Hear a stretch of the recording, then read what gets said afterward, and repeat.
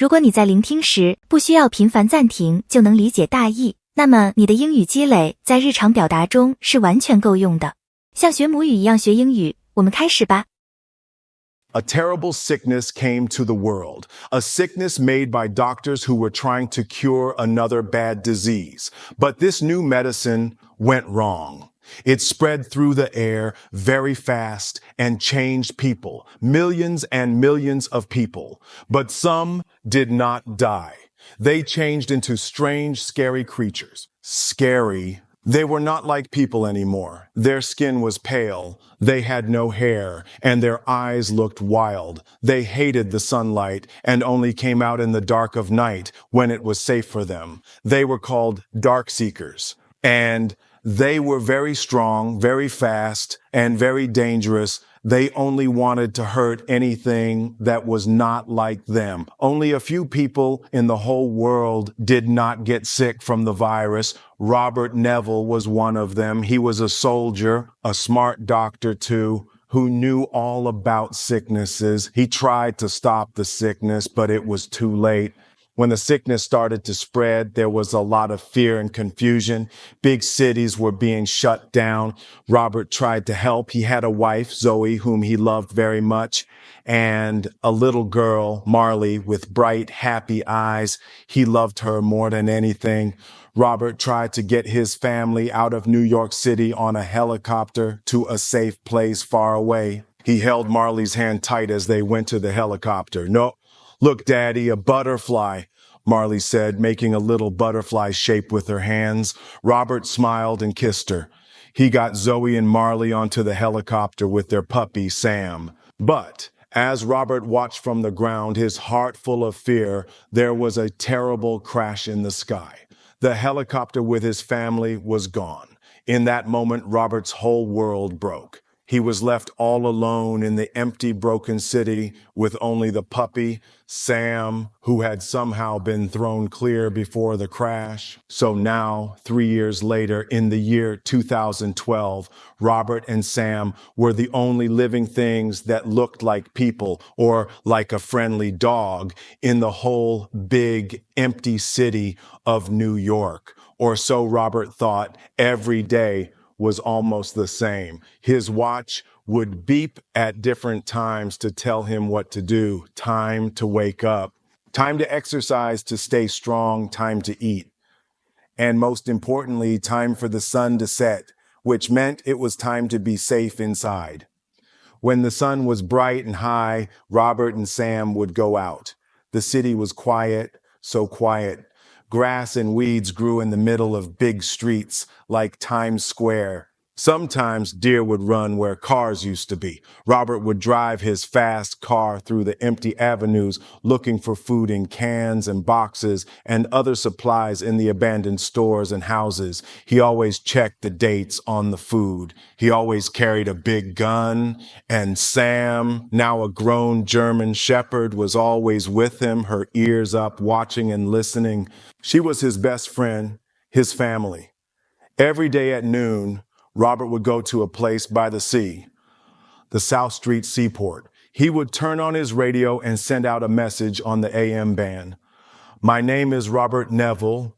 I am a survivor living in New York City. I will be at the South Street Seaport every day at midday when the sun is highest. If there is anybody out there, I can provide food, I can provide shelter, I can provide security. If there is anybody out there, anybody, please, you are not alone."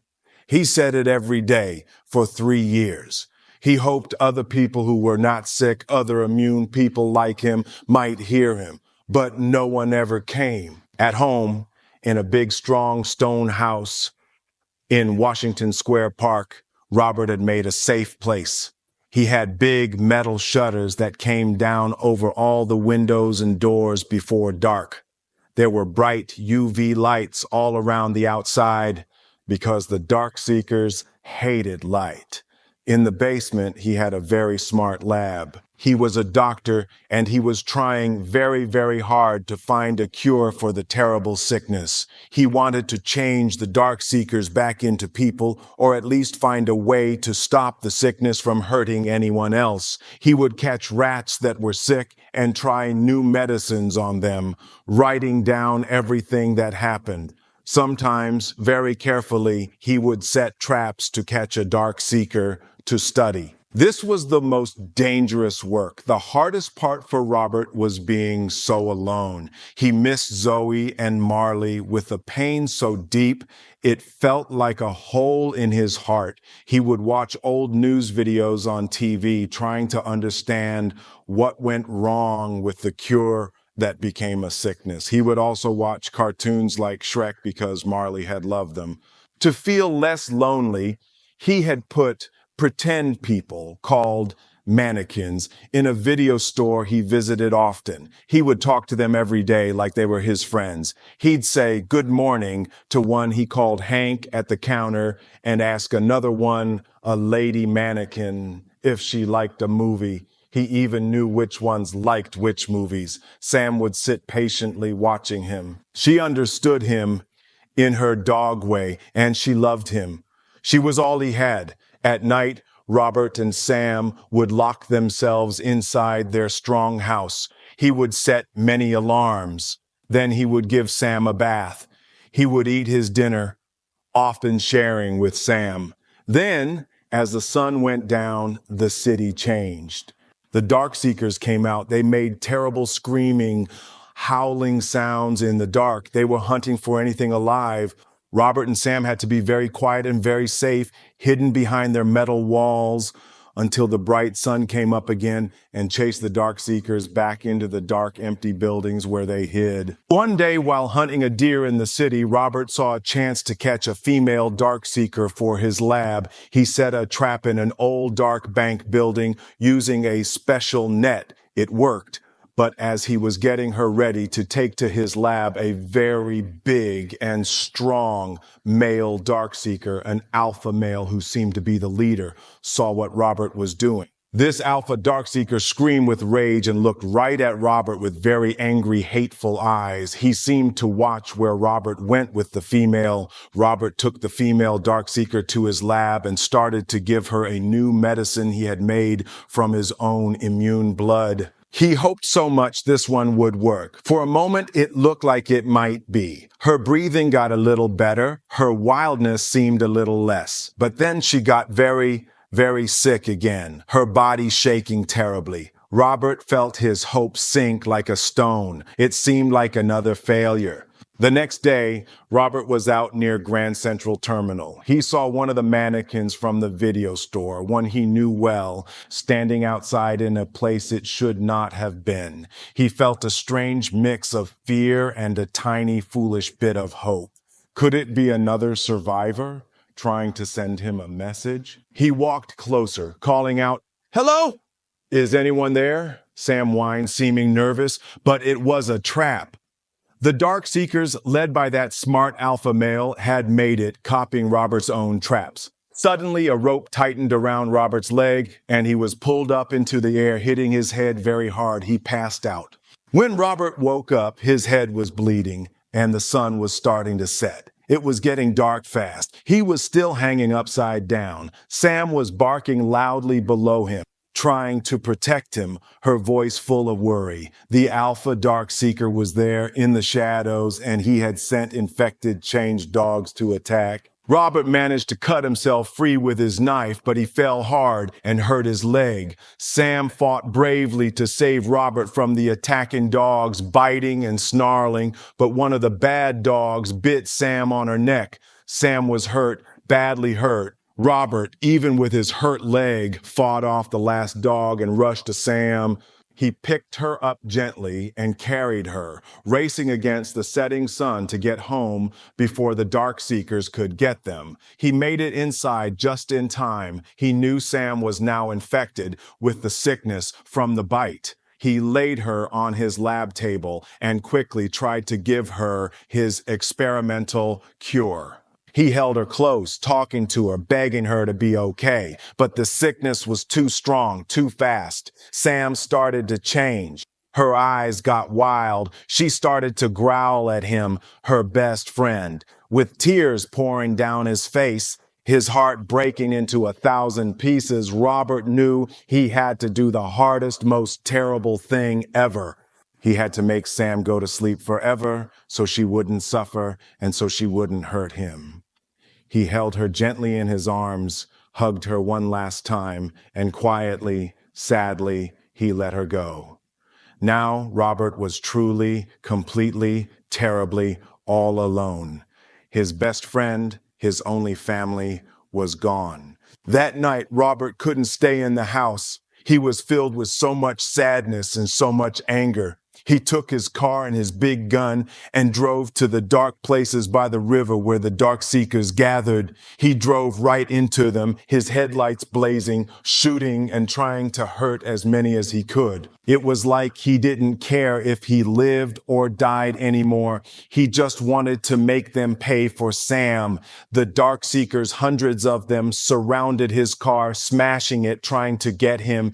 He was about to be overcome. Suddenly, very bright lights flashed from the darkness. A big truck roared in, hitting some of the dark seekers and scaring the others away for a moment. Robert was saved. Inside the truck were two people, a woman named Anna and a little boy named Ethan. Anna had heard Robert's radio messages on a small old radio. She and Ethan had traveled a very long way from a place called Maryland, hoping to find other survivors. They believed there was a safe camp, a colony of people far away in a place called Vermont.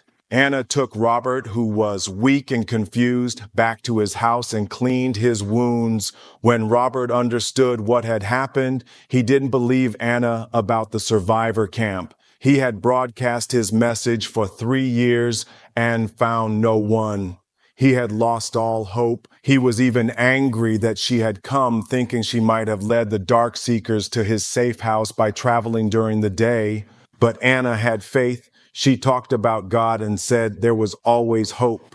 She showed him a little butterfly tattoo she had, and it reminded Robert of his daughter, Marley. And Robert was right to be worried about being followed. The alpha dark seeker, the smart and angry leader, and his group had tracked them. That night, the dark seekers attacked Robert's house. It was a terrible, loud fight. They broke through all his carefully built defenses, his steel shutters, his outside lights. They were smart and worked together. Robert, Anna, and Ethan had to run down to the strong, safe lab in the basement with its thick glass and steel door.